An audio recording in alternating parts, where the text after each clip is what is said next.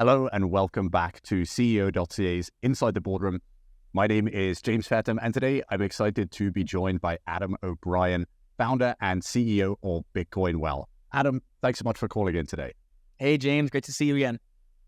So there's been quite a few updates for Bitcoin Well and the crypto market in general since we last spoke. But maybe let's start with some of the numbers you put out from October around record high numbers of users and transactions. Yeah, it's been great. I mean, we've been working hard to build a platform that is scalable and that scales with Bitcoin. I've learned over my tenure, I've been in this business for over a decade now, and I've learned that it is a cyclical business. And I've made the mistake of not building a scalable business before. The last 2 years, we focused all of our efforts to make sure that we can capture Bitcoin when it's going to be hot. And it looks like right now it's going to be the hottest that it's ever been. So we're really excited. I know that we're smashing records. We're seeing active users all-time high, signups all-time high, number of transactions all-time high.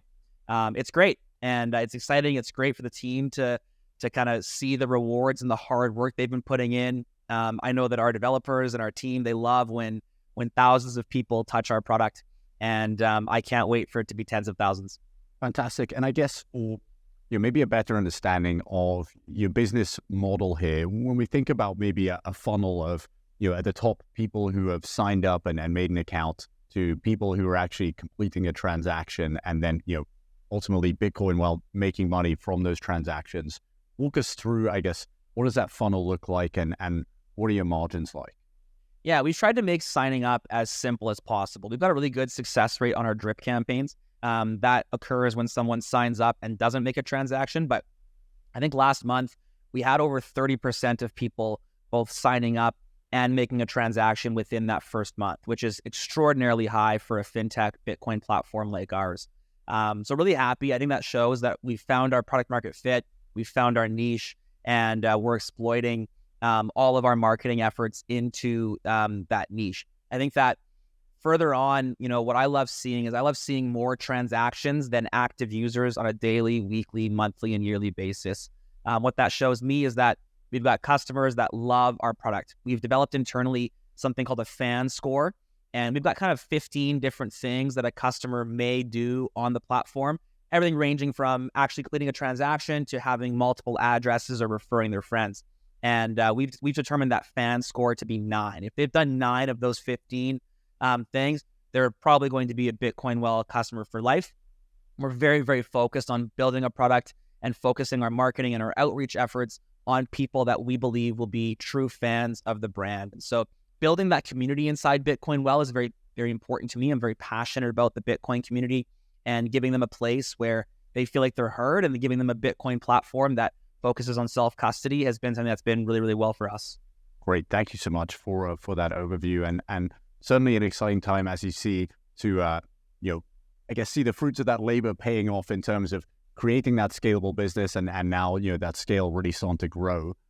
You also put out your Q3 financials, saw some really strong revenue growth year on year, 57% rise. Walk us through what are some of the highlights within those financials. Yeah, top line obviously is the main one that we focus on. We love seeing, like I said, more people using the platform more. And so we expect those revenue numbers to continue rising. Obviously, if you remember, Q3 wasn't exactly the bull market for Bitcoin. We weren't seeing these incredible, we call them God candles of $10,000 a day movements. That wasn't happening yet. So I do expect and think that Q4 will make Q3 look flat, just based on the volumes that we've been seeing over the last few weeks and last month. But it's really great for me to be able to see that we can still grow in a sideways Bitcoin market. We can still grow when there's, if you remember, like the summer of this past summer, there was political unrest in the USA. There was, I think interest rates had just started falling, but there was still kind of this economic unrest in the broader macro, and we were still able to pump out, 57% growth year over year. I think that proves what we've built, and it proves our ability to talk to the market. And it gives me great pride in knowing that we've built such a strong community. We're starting to see now more referrals come in than ever, more people telling their friends than ever. and we're going to keep leaning into that. So I'm very, very encouraged by the growth that we saw in Q3. And I think that that's kind of painting a certain picture for, hey, now that Bitcoin is doing our marketing for us, we just have to make sure that our systems are sound, that our onboarding and our transaction machines are working, and we're going to be able to be very successful throughout this bull market. Great. And I guess there was something, within those financials that maybe we should dig into a bit in terms of your shift away from the physical Bitcoin ATMs into the online portal. So while we did see that revenue growth year on year, there was a gross profit decline. I guess, what are your projections there in terms of ultimately keeping profits in line with those revenues? Are you continuing to scale back on the ATM business, or is that kind of pivot complete now? Yeah, we're a business with limited resources, and obviously I would love to continue pumping out Bitcoin ATMs. But at the end of the day, I hinted earlier, we have built a non-scalable business before. Frankly speaking, a Bitcoin ATM is going to be only as successful as its ability to serve a certain number of customers in a geographical region. We have been putting all of our money and all of our investment into the Bitcoin portal, into our online Bitcoin platform, so that we can we can have customers all over the USA. We can have customers all across Canada. We've even started onboarding some customers in different countries and jurisdictions through Bitcoin Well Infinite. And I think that that's been the right choice. Obviously, in the short term, as the Bitcoin portal continues to grow, there's a different price margin on the Bitcoin portal compared to the Bitcoin ATMs. And so our gross profit and subsequent, short-term profit is going to be a little bit turbulent in there. But it's a scale game, and we know that, we understand that.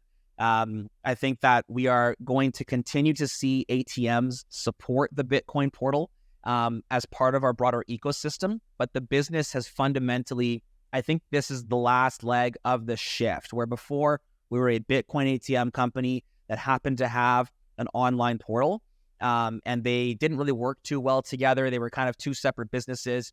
Now we're shifting to we're a Bitcoin platform. We are a Bitcoin company, and our Bitcoin ATMs are a part of that ecosystem. And so I'm excited for the day where the Bitcoin ATMs are a nice addition to the Bitcoin portal business. And I think that day is coming very, very soon. And so I would say that having the Bitcoin portal has been the right move as Bitcoin ATMs get saturated, as the maintenance cost continues to rise.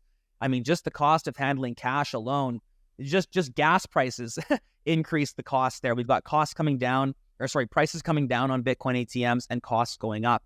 Whereas on our Bitcoin portal, we've increased our margin by almost 400% over the last year. We've been able to grow customers at 57%, or I think more than 57%. That was our revenue. But we've been able to grow customers, decrease costs online, and increase margin. That was the right decision. We made that decision 2 years ago to move towards the Bitcoin portal. And looking forward to continuing this transition.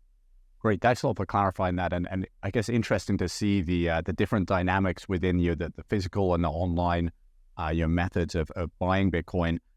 Bitcoin Well focused on Bitcoin. I guess wanted to get your thoughts on, we're seeing a lot of other interest in Ethereum, I guess, number 2 cryptocurrency, but even coins that have maybe elevated themselves from meme coin status like Dogecoin into now the mainstream.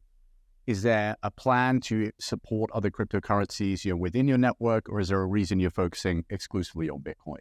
There's a small chance that we would create we would call it like an altcoin dumper, where you could trade your altcoins and just evacuate altcoins for Bitcoin. But we are on a mission to enable independence. Meme coins and centralized crypto like Ethereum, they do not enable that independence.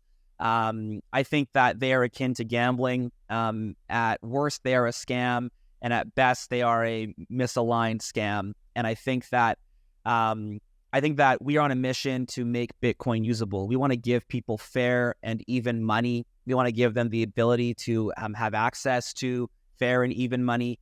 And that's Bitcoin. Bitcoin is sound money. There is no substitute for sound money. If you want to gamble, there's plenty of trading. There's plenty of altcoin casinos that you can go to. Frankly, I think that it's better to go, especially here in Canada, you're better to go to a roulette table because those gains are tax-free compared to, gambling on whatever Elon Musk or some crypto bro is going to tell you on YouTube. So yeah, I feel quite convicted that Bitcoin is here to stay. I mean, even if you look at ETH, if you look at the ETH BTC chart, ETH is at a near all-time low. So sure, it's up in fiat gains, but if you look at most things against Bitcoin, they are all down. Bitcoin is what's driving this market. I know 10 years ago, we had Lisk and we had Feathercoin and we had Litecoin. All those coins are, dead comparative to Bitcoin. Last run, we had a bunch of alts, we had a bunch of different blockchains and centralized projects show up that are all struggling or dead against Bitcoin. This cycle will be no different. There will be new tokens that pop up, new people trying to get people to sell them their Bitcoin. But at the end of the day, there is no substitute for Bitcoin. We are 100% focused on Bitcoin and on enabling independence. And because of that mission filter, we are not interested in providing any type of avenue for people to ape into whatever, the latest meme is. Absolutely. Yeah, I know it's a very interesting distinction. I guess we have been somewhat burying the lead here, but Bitcoin, at all-time highs off the back of the US election, obviously that value is trickling down throughout the ecosystem and to, Bitcoin Wealth shareholders. There's been a lot of interest in, a second Trump presidency and, what that means for the future of Bitcoin. I guess, could you break down maybe a couple of specific catalysts or policy changes that could happen that would allow your Bitcoin to have more widespread use and ultimately sustain a higher price? Yeah, I mean, obviously, I think having a pro-Bitcoin president in the USA is going to be very positive. I think the biggest shift that will occur is there was no greater sign of legitimacy than the sovereign nation of the United States of America choosing to have Bitcoin on their balance sheet as a reserve asset. And I think that once that starts occurring, we've seen the rise, right? It went from it's only for scams, it's only for drug dealers, then it's only for small companies, then it's only for individuals, and then it's only for small nations, and now it's for the USA. And there's no greater form of legitimacy that you can kind of put on an asset than the government wants to keep it. I think that further to that, there is a very real attack on Bitcoin and crypto right now. Operation Choke Point is real. I personally have suffered from it. I am the most debanked individual in the country. I have one bank account one bank that will actually give me a checking account. My wife has been debanked and deplatformed, and she's a stay-at-home mom. She doesn't even work in the industry per se. She's just got my last name. And so I think in the USA, that's also happening. We are seeing banks blatantly block Bitcoin transactions. This is ridiculous. This is a regime that has to end. We have seen banks take way too much control here in Canada, and I think also in the USA. And I'm very, very bullish on future governments kind of, stopping the banks' reign. The banks have far too much control. They hold all of our money. They have all of the control over our funds. They choose when we can and cannot spend our money. They choose where our money can and cannot go, and it has to end. And it ends by people taking Bitcoin in self-custody, having a presidential group, and hopefully here in Canada, a government group that supports that and believes that and makes that easier for businesses like mine and like Bitcoin Well to operate without as much red tape. That's a pro. Absolutely. Well, certainly a bullish investment thesis for Bitcoin and Bitcoin Well. Adam, great to catch up as always. Thanks so much for joining us today. Awesome. Thanks, James.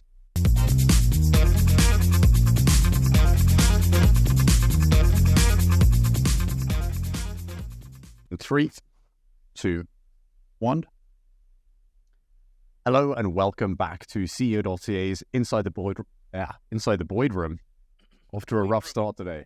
Nah, we're in Boston, inside the boardroom. Get some coffee. Let's chat.